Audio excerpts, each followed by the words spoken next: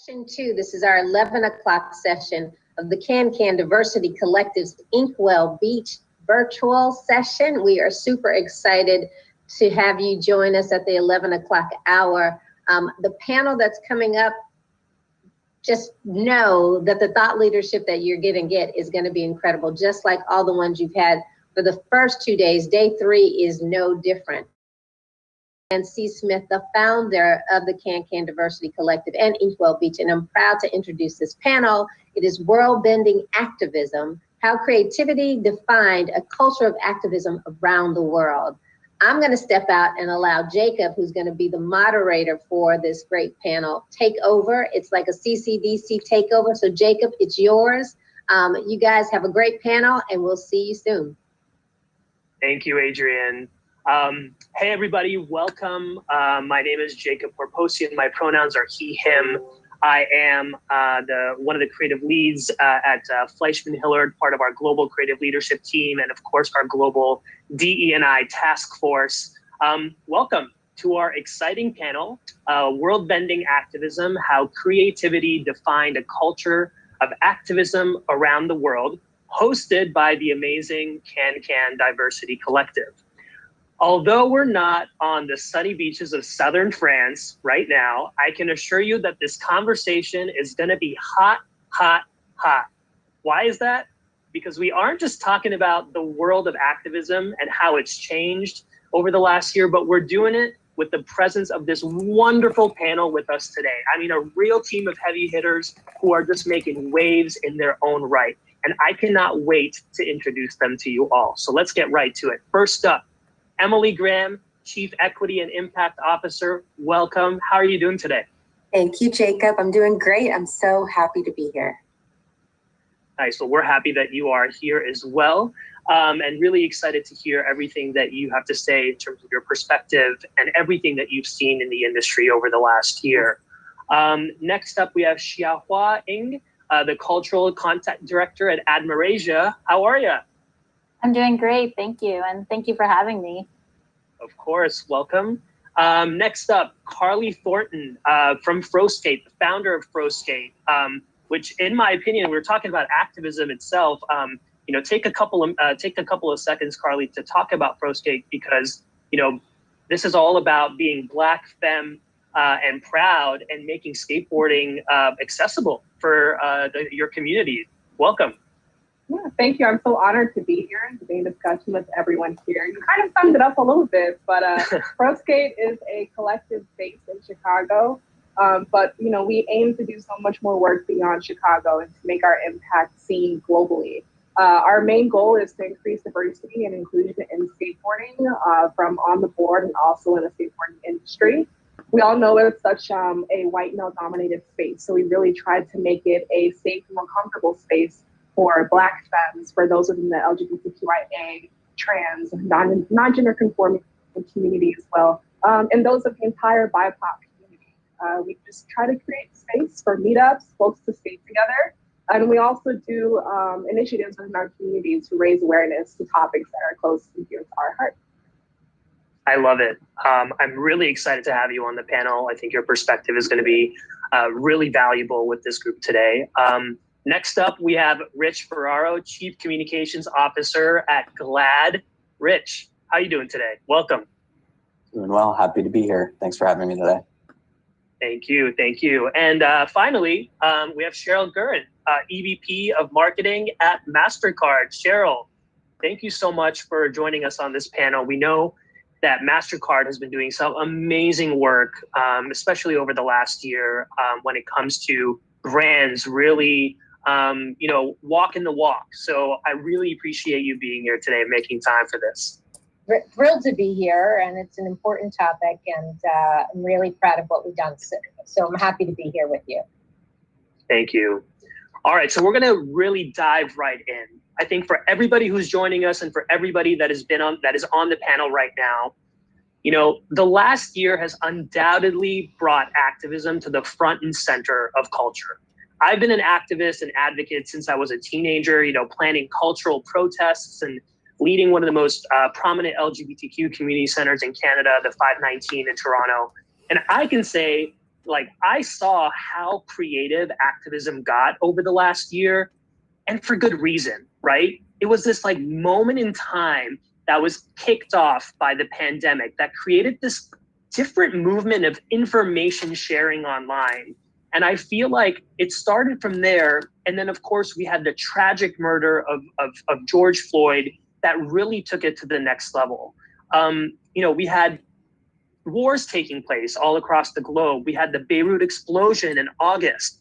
There was a rise in Asian hate violence, anti-Semitism, Islamophobia, etc. I mean, a lot happened in the last 12 months. And for us, I remember being on a call last year. I think, Emily, you may have been on that call as well with some of our executive leadership team, talking about how there was chatter about Blackout Day being planned with black squares happening online. And we just had that 1-year anniversary happen a couple of days ago on June 2nd. And we'll talk about a little bit about that as well as we move forward. But, just remembering that these really creative initiatives were really coming up and popping up online that was really meant to rally folks around that. So my first question, with that being said, Karlie, for you being a part of a grassroots organization and a founder of froSkate, how do you feel like activism has changed and evolved over the last year from your perspective? I feel like activism has changed tremendously. When you think of activism, you think typically of Marsha P. Johnson, Malcolm X, Angela Davis, Audre Lorde. And so for it to have taken such a online perspective last year, it really has shaped, what we really even define activism as being.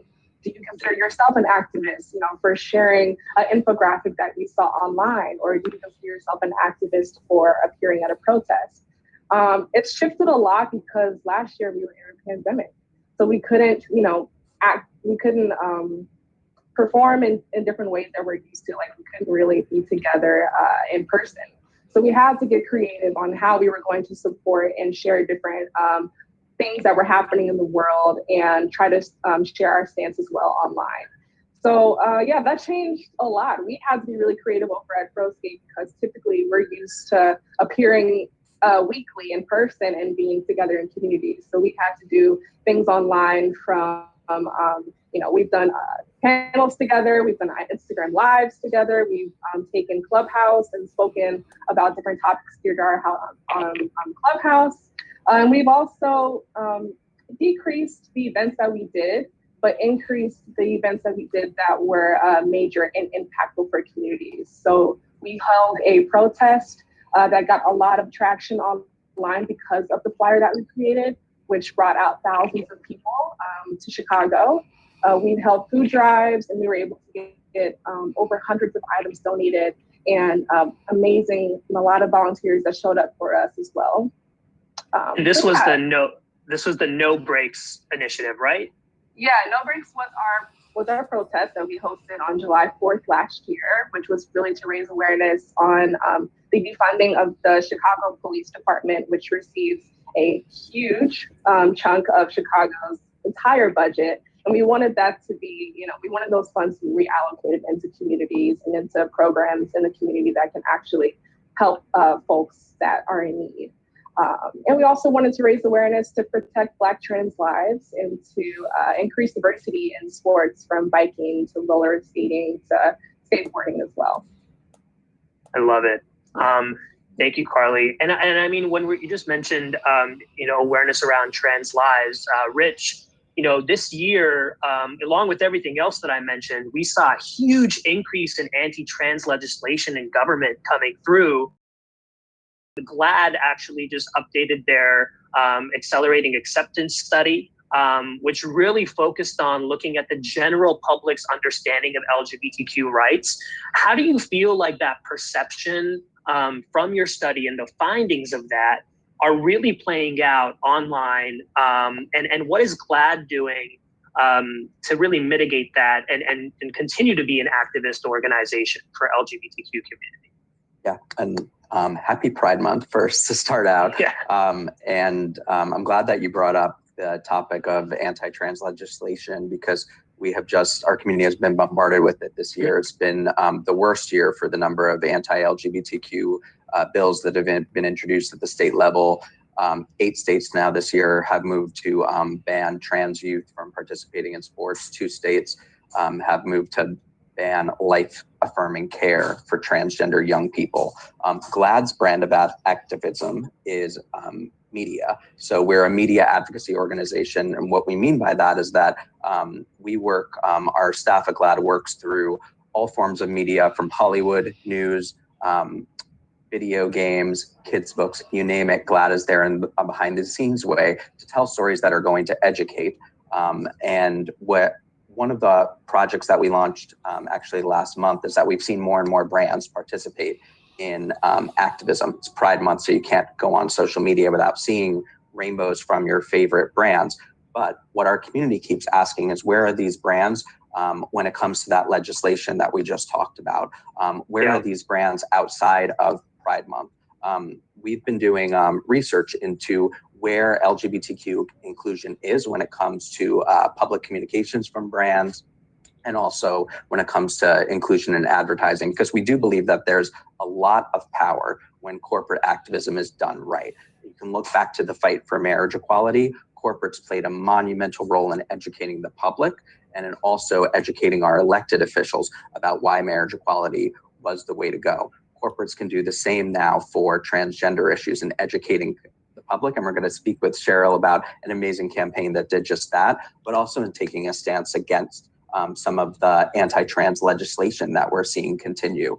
And it's something that not only the community is asking for, but also we hear from a lot of employees at major brands questioning, why is my company participating in Pride Month when they were silent a few weeks or months ago when legislation was passing?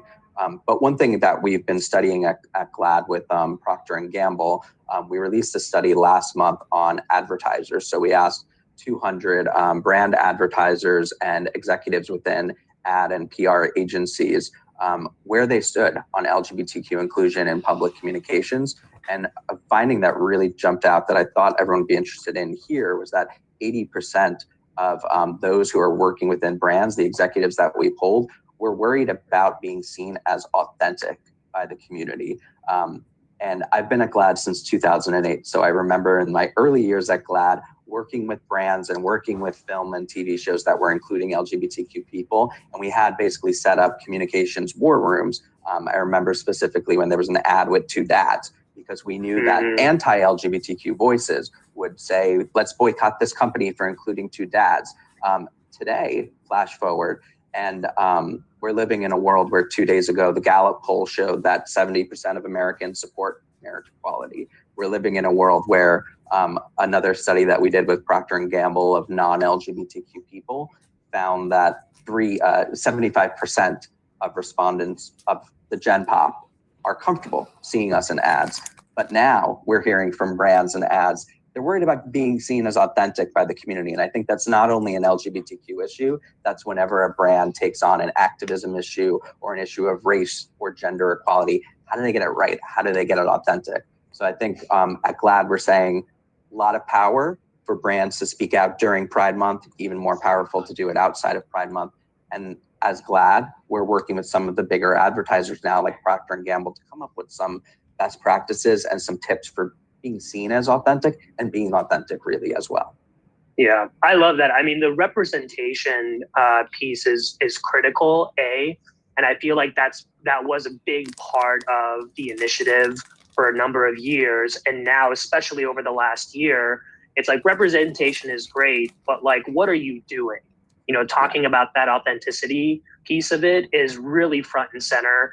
You know, we also do that with a ton of clients as well, in terms of like, hey, we want to put this message out, but we're like, great, but what are you actually doing so that you can back that up and it's not performative? Like, we have moved past performative initiatives. And I think when we talk about representation, XiaoHwa, I want to come to you. You know, you work at Admerasia. It's a multicultural agency, multicultural marketing and communications agency. How have you seen creativity inspire online activism over the last year with all the stuff that you're looking at specifically?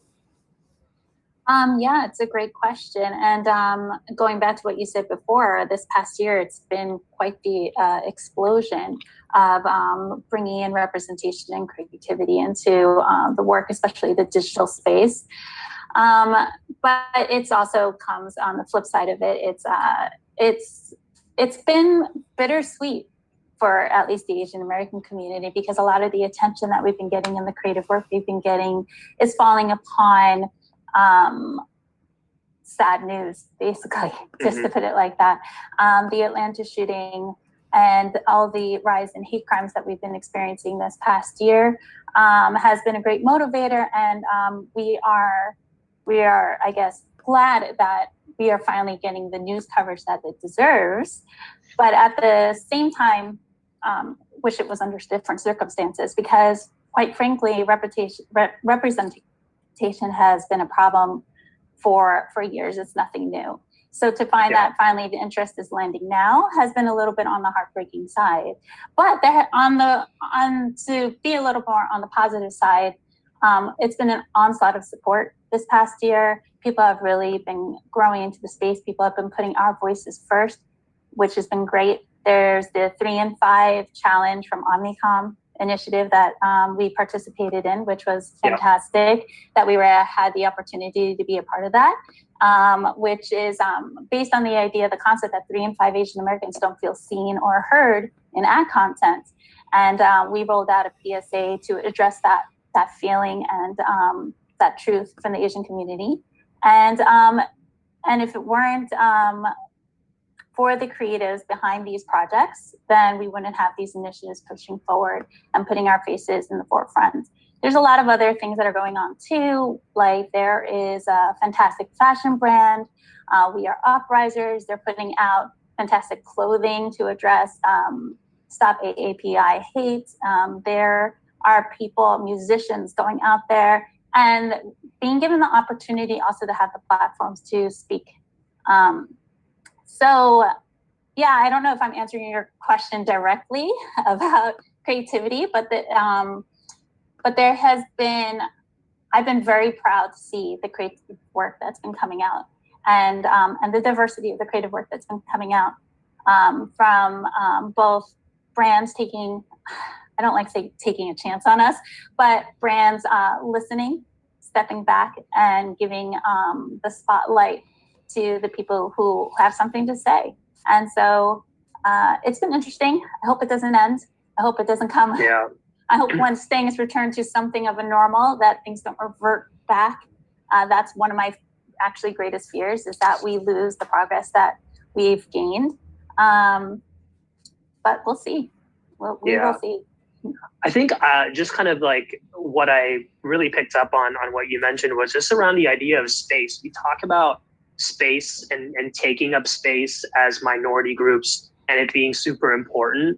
But I think it's also thinking about it not just from the physical space, but like from a storytelling space, from a media buying space. Like it's just space in general for like storytelling and perspective and POV to make yourself visible is something that we can't lose light on. And I think, as you mentioned, like a lot of these voices that popped up over the last year in terms of becoming influencers and sharing information online. If we can all relate to sharing an Instagram story with information and it being the carousel, right? So it's like, here's what's happening. Here's what you need to know. Here's what you need to do to donate if that's what you want to do, or here are the other things that you could do.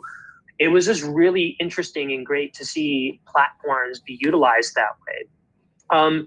So Emily, I want to come to you around just the idea of corporate activism. It's been brought up, Rich brought it up, and it was just mentioned as well about like, what are brands doing?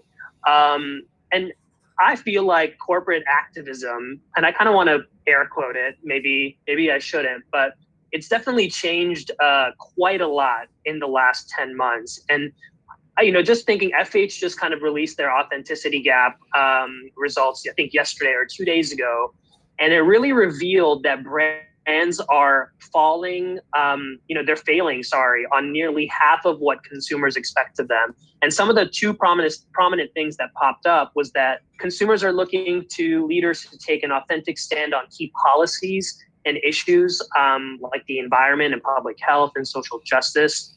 And companies are expected to be a part of the solution, not just discussion when it comes to societal impact. And these are like as high as numbers as like 65% of informed consumers expect CEOs to speak up on issues that have significant impact on the society, even if it doesn't impact the business. So with that, taking that into consideration, what has your analysis been at an Omnicom level, working with a bunch of brands who are trying to do the right thing in more often than not? Yeah, Jacob, we have more than 5,000 clients in Omnicom. Yeah. We have over 1,500 agencies. And what I can tell you is that activism is a polarizing word. Corporates equate activism with liberalism. Liberalism is equated with isolating your donations, your investors, and your shareholders. That's the truth. And, previously, 13 months ago, let's just go back 13 months. Let's go back to May 2020. Diversity, equity, inclusion, and racial and social justice were not in conversation with one another.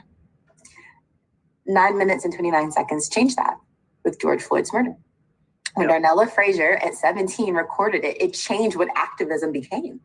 And so when you saw many clients and companies come forward in droves having to make a position statement on what diversity, equity, inclusion was to them in the backdrop of racial and social justice, that was their first kind of foray into activism. And think about corporate activism in the past 40 or 50 years. Probably the civil rights movement was the last time that companies really had to take a stand on something so egregious and come out publicly and talk about it. I think it is something that paralyzes them. The reason the authenticity gap data shows what it does is because companies knew what they needed to do in May because they had to get up and get out. But after May, now, 10 months later, 11 months later, where have we gotten? I think that you talked about policy changes a little bit. What have we seen systemically? And I think that what companies first have had to do is accept the understanding that your racial and social justice is not separate from your corporate agenda. Actually, they're intrinsically linked. They will forever be talked about in the same sphere. And your shareholders, not just your stockholders, but your consumers and the communities in which you serve, expect it. And so when it comes down to policy changes, something I saw that companies were doing first was Juneteenth. Right? We're going to acknowledge Juneteenth. We're going to talk about systemic inequity. We're going to really underscore why Juneteenth is important in the U.S. history, but how inequity resonates globally, right? We've seen companies adopt these global anti-racist policies. They finally had to articulate what exactly that meant. We're not just not racist, we're anti-racist. Well, that was a definite difference. We also saw this emergence of chief diversity and inclusion officers, right?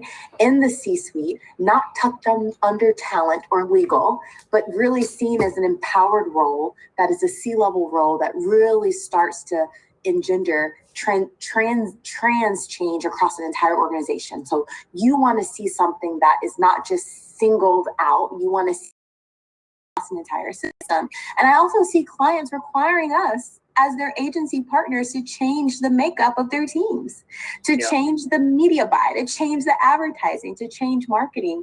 And I think slowly but surely, activism is not a dirty word anymore. Activism is becoming who we are, how we show up, and it's not associated with liberal politics. Activism is our responsibility, and it's the platform that companies really have to lean into.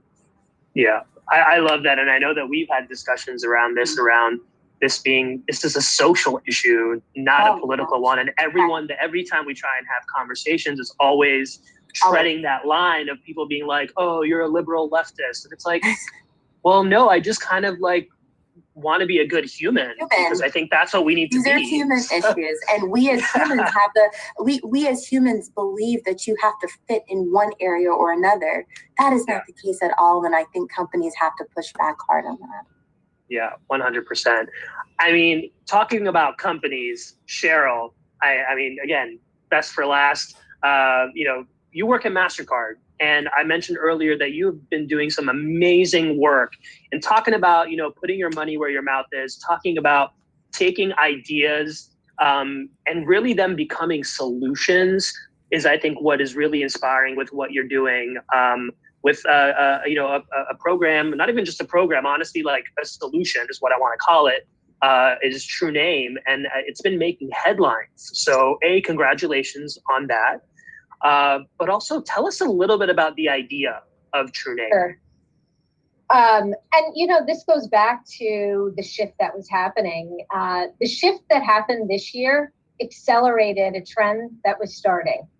And when you talk about consumers caring about an impact that corporations are making, they're voting with their wallets, right? They want to work with brands and companies that have the same values that they do. And so this was already happening.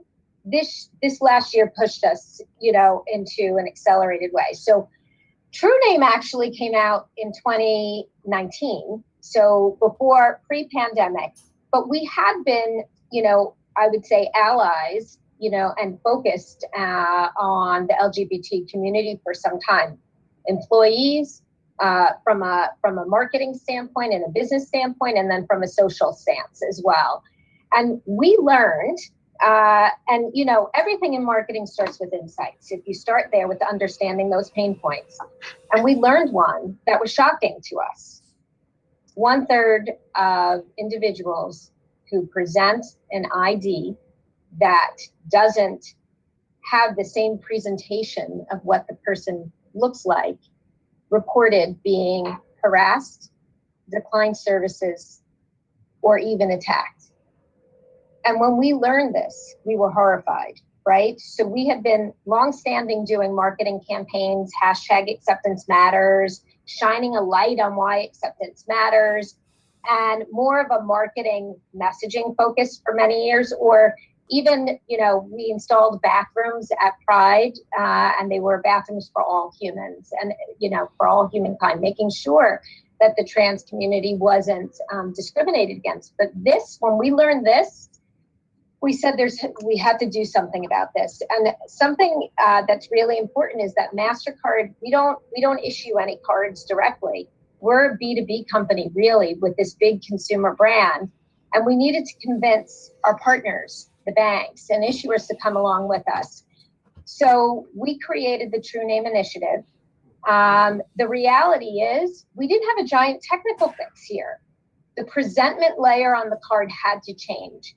So we went to our banks to educate them on the issue. And we said, we have to ask for the preferred name and get the preferred name on the card.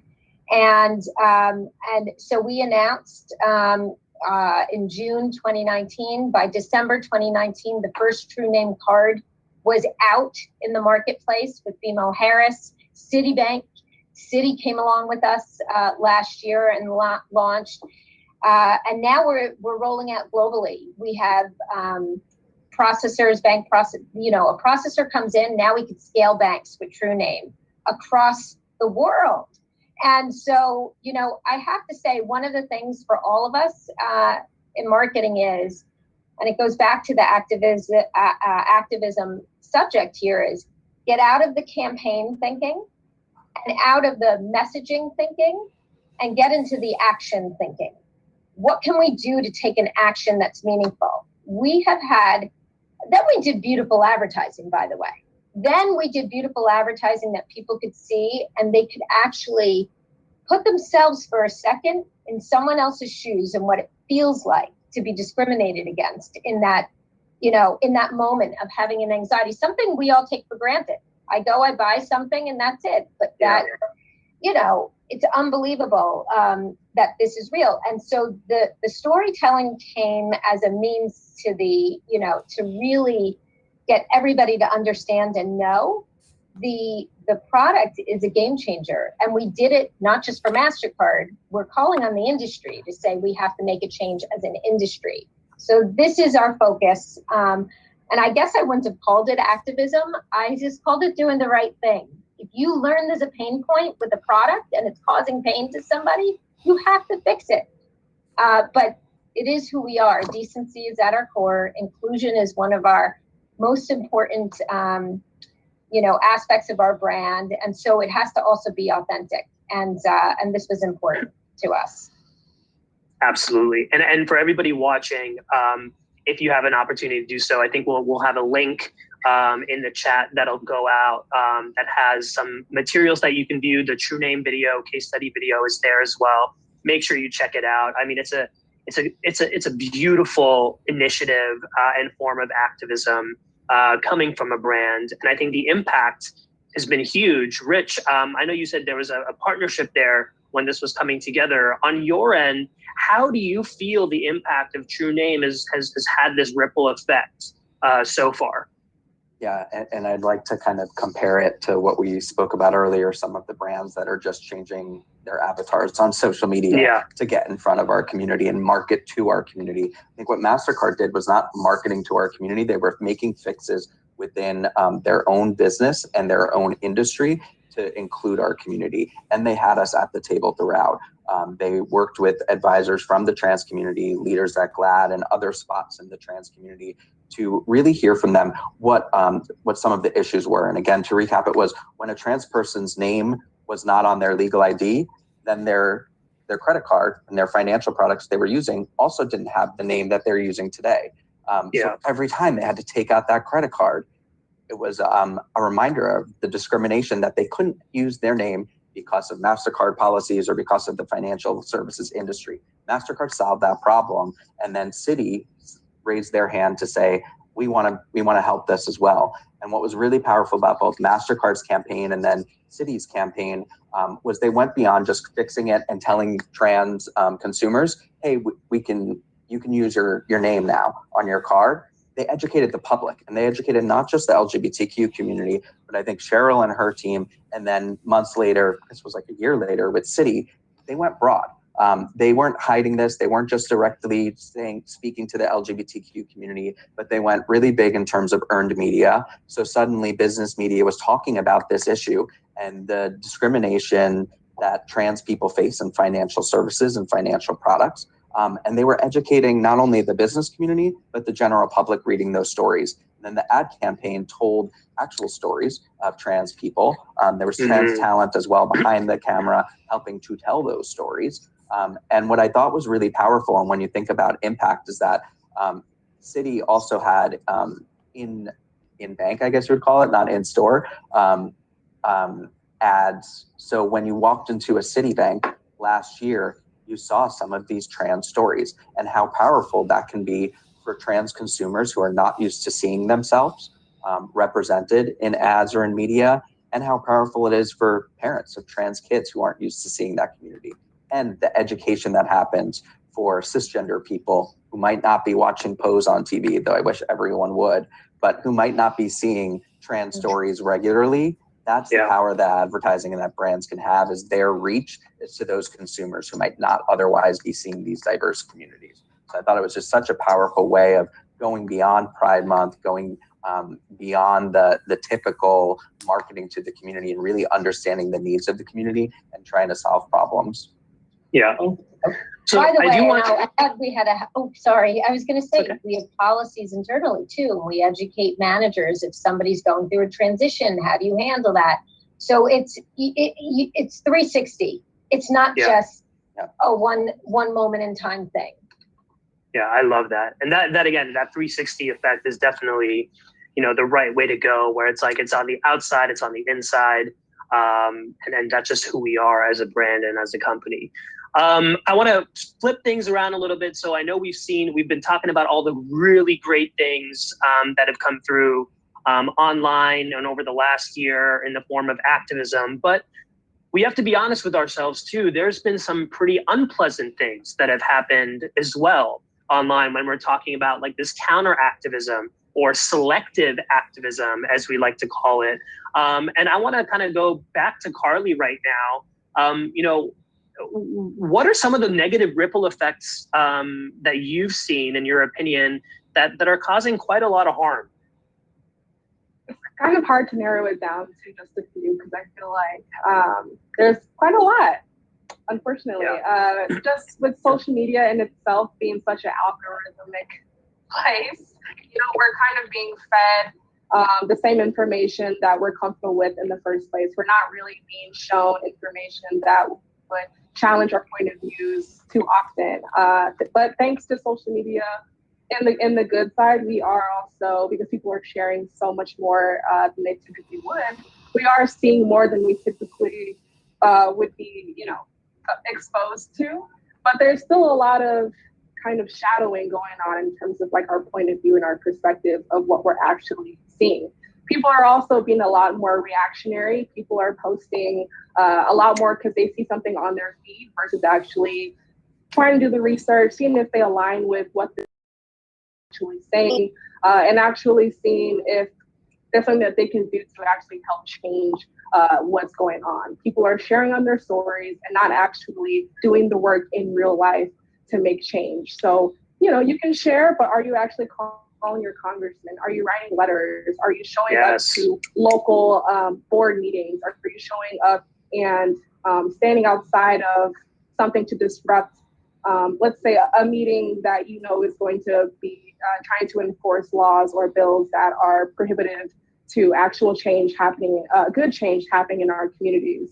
Are you actually showing up to protest? So it's just like people seem like they are taking stances, but really what is the work you're actually doing in real life to make a change? It's not just about posting a black box, which in a lot of people's opinions was kind of creating a shadow on all of the protests and actions that were happening in real life. It's not just about sharing an infographic or creating something that looks cute on your feed so that people can look at. It's about actually taking real stances. It's about believing in what you believe in and sticking through that beyond Black History Month, beyond Juneteenth, beyond Pride Month. It's about being consistent, and it's about making actual change. So it's been really easy to say that you're an activist because you shared something to your feed or your Instagram story, but people are actually trying to see if you're following through, if you're actually showing up for the community. And a lot of this generation doesn't really stand for, like, we can see through performatism, like we can see through if someone is actually about what they say they're about. I'm from Missouri, and our motto is called, I'm from the show me state. So you have to show me, show me that you're actually doing the work. And our generation doesn't really stand for performatism anymore. So it's more than sharing. Yeah, absolutely. I love that you brought the black box up again, because in the last couple of days I've seen online, there's like an empty black box with like the black frame around it. And it's kind of calling out to say, like, where is everybody now a year later? There's a lot of people who posted this black box, but it's all like there's no follow through, and calling people to be accountable. And I think just having the receipts, you got to show the receipts. I mean, there was a whole list last year that was created with what companies are saying that they're going to be doing. And I'm sure that's people are following up on that list. It's a public Google document, Google Sheets document. So I also want to, XiaoHwa, I want to come to you. Like, what are you seeing?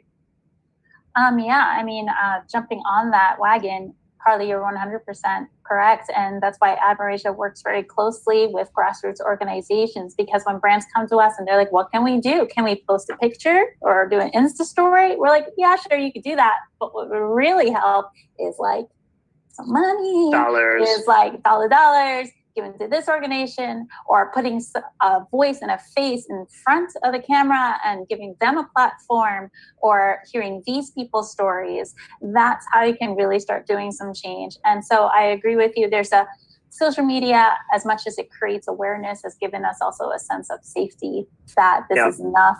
As if like, oh, I've got 1,000 followers. That means what? You're activating 1,000 people? I don't, Yeah, really. Well, you're not. Exactly, with the Instagram algorithm, you're activating 2% of that. Exactly. So I've definitely noticed that. And then, also the onslaught of misinformation that goes on. And I think that the Asian American community has definitely experienced misinformation from, especially aligned with the coronavirus, and very unfortunate lies that are perpetuated on social media and easily shared. So that's a negative consequence. And then another negative consequence, not to steal all the negative consequences, but that the cyberbullying that goes on, because you're so vulnerable on social media too. Yeah. It is an intimate connection. It's one-on-one. I post something and immediately it's not hate mail or 100 hate mail coming in through snail mail. It could be thousands of people coming at me if something happens, if someone doesn't agree with my point of view or perspective. And that can be a terrifying experience for a lot of people. I know Kelly Marie Tran in Star Wars, casted in Star Wars, and the onslaught of vitriol that came out from just doing a job and taking a role, what she experienced was horrifying. And so social media opens you up to that kind of abuse and toxicity. So it's good or bad, but it definitely has negative consequences. Yeah, for sure. We have a couple of more minutes left, and I want to go to Emily. Coming back to Omnicom, you mentioned 5,000 plus clients, 1,500 plus agencies. I want to come back to this idea, and I keep thinking about when you said that, the iconic line, with great power comes great responsibility. Yeah. What does that look like? What does that mean? What can we do as an industry? What is our responsibility in rooms? And it doesn't mean putting together massive campaigns and initiatives. It could be anything, on an everyday level. Yeah. Well, I will say this. It is not hashtag activism, or is it the perfectly crafted media statement? It's not about what everyone else is doing. It's about what you're doing. What have we done? And what have you done to use your influence? See, inequity does not just happen when we see a horrific murder on our television screens. It's happening in corporate spaces every day. It's happening in closed door rooms with people who have influence to make decisions to change systems, and they're not changing them. So the first thing that companies have to do is challenge how they perpetuated inequities in the power systems and the influence that people have in companies. Yeah, one of the first things I would say is we really have to challenge that just because you have this incredible activism happening in your company, have you put all the burden on people of color?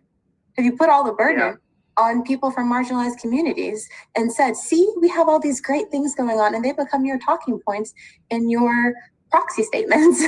That's not what this is about. We need to talk about DE&I activism for what it is. It is not just good for business. It is the business.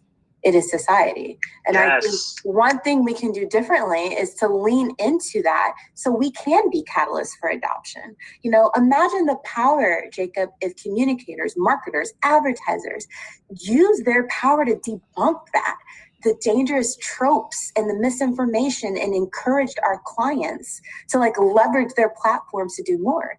XiaoHwa talked about 3 and 5. That's just one example of how we at Omnicom can use our influence to start making change. And I want to be careful here because she talked about vulnerability, and I really believe that's so true. There is a fear, a deep fear, that paralyzes people if they feel like they're going to get it wrong. Yeah. And I want to say to companies, you will get it wrong before you get it right. And I do believe that there is space in this journey for you not to be perfect. But there is no space for you to stand still, not when there's a movement happening. And that is what our responsibility is, Jacob. And I hope that at Omnicom, we are supporting and encouraging our clients through our agency work to take a step forward, look around, and know that we are in a society that has said they're not standing anymore for companies who just take the back seat. And that is a huge opportunity to be part of a generational change. And that's what we have to do. Absolutely. I just want to, can I get an amen up in here? No, you can always get an amen from me. Yes. Yes, we can. And I mean, Emily, what you mentioned, it's, whether you're at Omnicom or any other holding company or any other brand or company, I think everything you mentioned holds true. We are out of time. I could stay and talk with all of you for the next couple of hours. I want to thank each and every one of you. Karlie, XiaoHwa, Rich, Cheryl, Emily, thank you so much for joining. Thank you for Can Diversity Collective for having us. This was a fantastic panel. To all of our audience who is watching, thank you so much for tuning in. And stay tuned for another session on community building at 11 a.m. Thank you, everybody, and hope you have a great day.